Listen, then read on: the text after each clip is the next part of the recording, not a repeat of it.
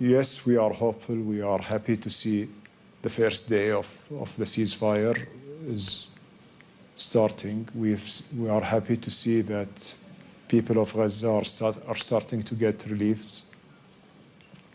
And we are also happy for the hostages to see them back to their families. And we hope that this will sustain, will continue, will hold up to the end, and to move to phase 2 and to phase 3 and to the permanent ceasefire, hopefully.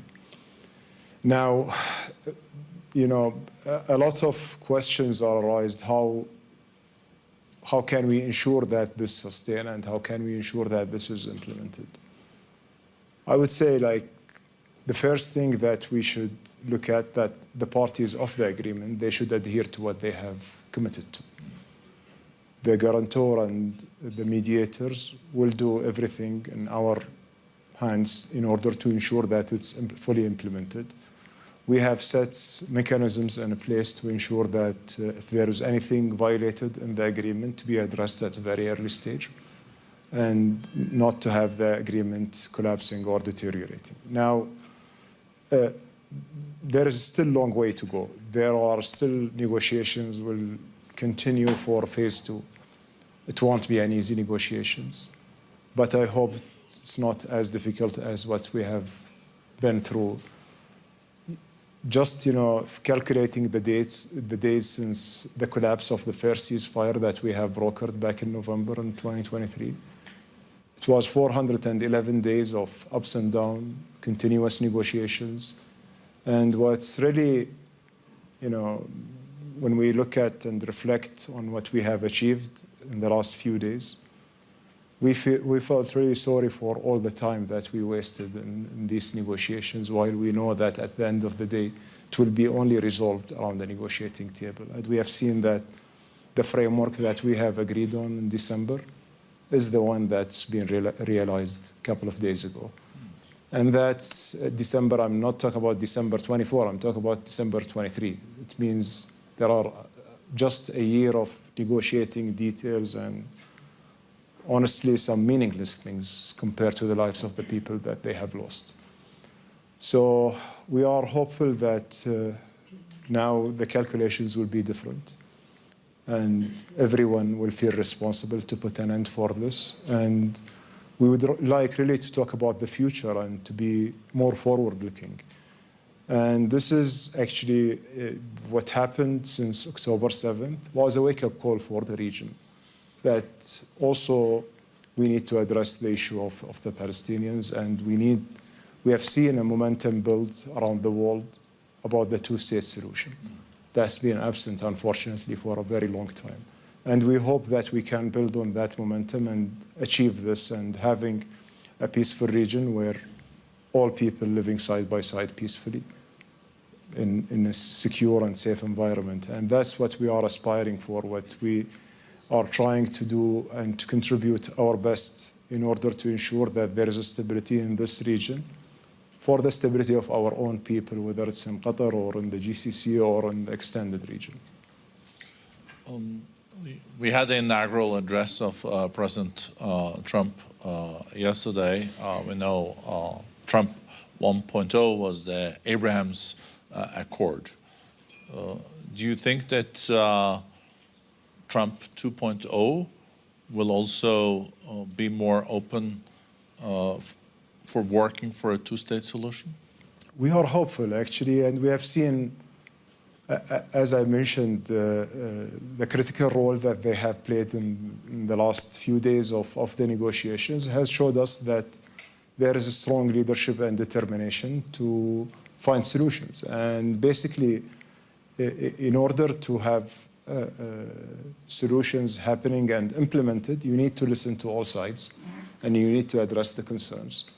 And you need to make sure that you are pushing all sides even to accept things that maybe they don't want to accept it because of, you know, short-term political goals that will not serve the people and the people's stability. When you look at Gaza today, approximately 80% of the infrastructure is destroyed. So it will cost a lot, to put it mildly, to rebuild this. One thing is the immediate humanitarian support that is needed, as food, water, and also shelter. But then to reconstruct that, and I think for reconstruction there also has to be a framework there, so there is some guarantees that it will not be destroyed for the fourth time, because I think now it's at least it's been rebuilt twice. So we know at the third bit, like how you count, but will you think the ceasefire has in it also a path towards this, so international donors will be available? Well, it's included in the agreement that that phase 2 should address the reconstruction. Phase 1 is just addressing the instant needs for the people to rebuild the hospitals, to rebuild bakeries, and the basic requirements for that, providing a supply line for the people over there. But phase 2 should include the reconstruction. And what you have mentioned about 80% of Gaza is destroyed, we believe entire Gaza has been destroyed. It's not just 80%. Looking at the images, and I've mentioned that whatever is broadcasted in the media never made justice for and doesn't represent the reality. The reality is much worse than this, and we will see an uglier images now after the war stopped. There are dozens or hundreds or maybe thousands of people, their bodies, they are still under the rubble, and they didn't find out what are the real number. No one knows the significance of the destruction over there. An entire neighborhood's been wiped out, and looking at satellite images even, it's something horrific when you look at it and you see this small strip that is very highly dense in population being destroyed to that level. Now, when it comes to reconstructions, we believe that all countries will step up, will try to help the people, and will never punish the people for these kind of things. But also, we cannot have an investment where we are investing in the reconstruction every time, and something happen and it's just get destroyed, and we do it again. That's why I'm saying that there is now a huge requirement and a huge pressure on all of us to look at sustainable solutions where we can sustain peace, where we can also give assurances and comfort for countries to understand that those investments will not go for waste.